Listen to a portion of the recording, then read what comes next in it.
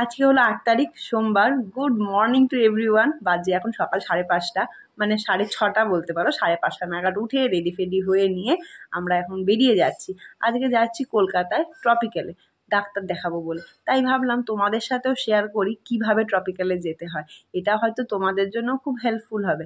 এখান থেকে আমি ধরে নিয়েছিলাম কল্যাণী সীমান্ত ট্রেনটা। ট্রেনে একা একা বসে থাকতে এতটাই বোর লাগে। তারপর পাচ্ছিল আমার বিশাল ঘুম, কারণ অন্য দিনগুলোতে এই টাইমে আমি বিছানায় পড়ে পড়ে ঘুমাই, কিন্তু আজকে অনেকটা হাওয়াও দিচ্ছিল, তাই বেশ ভালো লাগছিল। ট্রেনটা এর মধ্যে অনেকটা দূর ছাড়িয়ে চলে এসছে এখন বেলঘরিয়া প্ল্যাটফর্মে। জানো, এইখানে আমার মামা বাড়ি। এখানে মনে হচ্ছিল নেমে পড়ি, তারপর ভাবলাম না থাক, যেতে তো হবে সেই নিজের ডেস্টিনেশনে। তারপর চলে আসলাম বিধাননগর। বিধাননগরের সেই ভিড়, এটা যেন 2 বছর আগে যখন ITIতে যেতাম তখন প্রত্যেক দিন দেখতাম। এটাকে আজকে বলতে পারো অনেকটাই মিস করছি।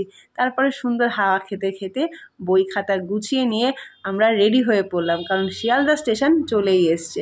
এই জায়গাটা না খুব পছন্দের। 2 বছর এত জার্নি করেছি তো, তাই শিয়ালদা প্ল্যাটফর্মটাকেও যেন খুব ভাল লাগে।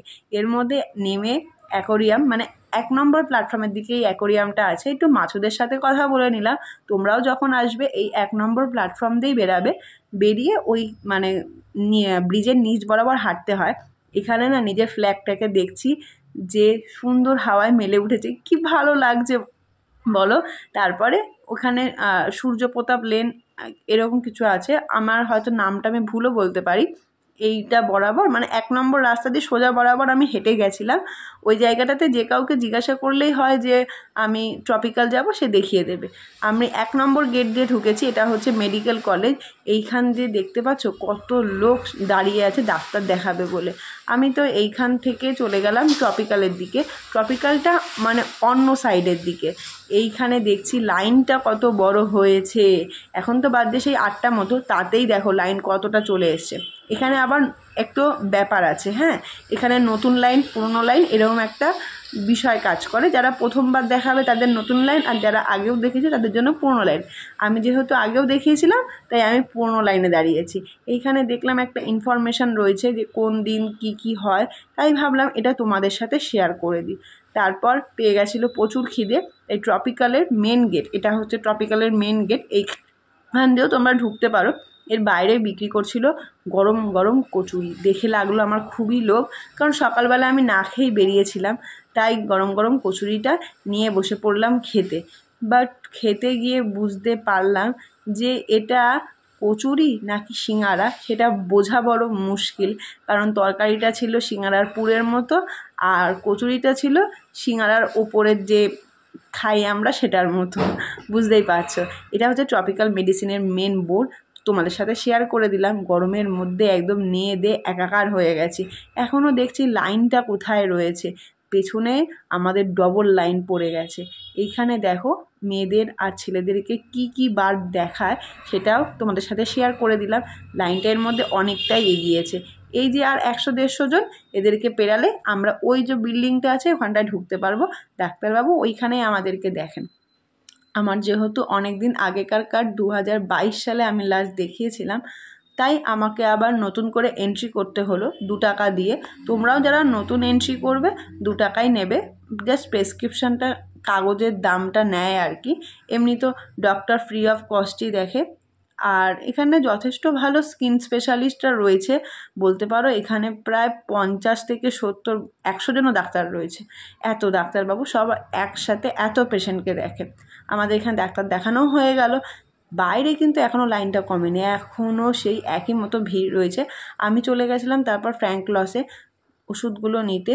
ওষুধের দোকানে গিয়েও দেখছি ভিড়, কিন্তু একটা স্বস্তি, এখানে একটু এসির হাওয়া পাওয়া যাচ্ছিলো, তাই অনেকটাই শান্তি পাওয়া গেল। তারপরে আমরা বিল ঠিল করে নিয়ে বেরিয়ে গেলাম একটু কলেজ স্ট্রিটের দিকে। কলকাতায় আসলে আমার একটু বই খাতাপত্র দেখতে ভীষণ ভালো লাগে, কিন্তু এখান থেকে কিছুই সেরকম কেনার ছিল না। তাই ভাবলাম কিছু না কিনে ফিরবো, তাই এখান থেকে আমি 2 কেজির মতো দিস্তা খাতা নিয়ে নিলাম। আমার খুব ভালো লাগে খাতা কিনতে, আমি যখন প্রত্যেকবারই আসি তখনই নিয়ে যাই। কিন্তু ভালো লেগে কি হবে, ব্যাগটার ওজন হয়ে গেল ডবল। 1 কেজি জলের বোতল, 2 কেজি খাতা, আরও সব জিনিসপত্র, বুঝতেই পারছো। তারপরে আমরা হেঁটে হেঁটে চলে আসলাম শিয়ালদা স্টেশনের দিকে। এখানে কি বলো তো, একদম ইজি। যদি তুমি হেঁটে আসো তাহলে 5 মিনিট মতো লাগে বা 10 মিনিট, আর যদি বাসে যাওয়ারও সুযোগ আছে ওখানে আরও কম টাইমই লাগবে। তোমরা যেভাবে খুশি সেভাবেই আসতে পারো। ট্রেনে উঠে পড়লাম, এটাও ছিল কল্যাণী সীমান্ত। তারপরে দেখলাম যে এইখানটাতে কি পাওয়া যায়, কারণ পেয়েছে আমার খুব খিদে। নিয়ে নিলাম ঝালমুড়ি। শিয়ালদার একটু ধুলো মাখা ঝালমুড়ি খেতেই আমার খুব ভালো লাগে। গার্ড কাকুদের সাথে এর মধ্যে দেখা হয়ে গেল। আমি তারপর আমার ঝালমুড়ি নিয়ে উঠে পড়লাম ট্রেনে। আর আমার ট্রেনের এএলপি কাকুর সাথেও হয়ে গেল আমার দেখা। এর মধ্যে আমাকে যে ওষুধগুলো দিয়েছে তাই ভাবলাম তোমাদের সাথে শেয়ার করে দিই। ওই ড্যান্ড্রফ রিমুভালের জন্য একটা শ্যাম্পু দিয়েছে, একদিন ছাড়া ছাড়া এটা ইউজ করতে বলেছে। আর একটা অ্যান্টি ফাঙ্গালের জন্য ট্যাবলেট দিয়েছে, এটা ওই আমাকে খেতে বলেছে সপ্তাহে 2 দিন করে। আর একটা ট্যাবলেট দিয়েছে হেয়ার গ্রোথের জন্য, এটা বলেছে পার ডে খেতে। আমি দুটোই নিয়ে এসছি, আর বাকিটা আর নিইনি, কারণ অনেকটাই দাম, 240 টাকা করে প্যাকেট। তাই ভেবেছি ওটাকে আবার পরে কিনবো। তাই ভাবলাম তোমাদের সাথে এইগুলোও শেয়ার করে দিই। তোমরাও এরমভাবেই আসতে পারো। স্কিন যদি কোনো প্রবলেম হয় অবশ্যই দেখাতে পারো, আশা করি অনেকটাই ভালো রেজাল্ট পাবে। আমি তো পেয়েছিলাম মাঝে, বাট আবার যেহেতু ছেড়ে দিয়েছিলাম তাই আর হয়নি। চলো টাটা, আবার দেখা হবে অন্য কোনো ব্লগে। বাই।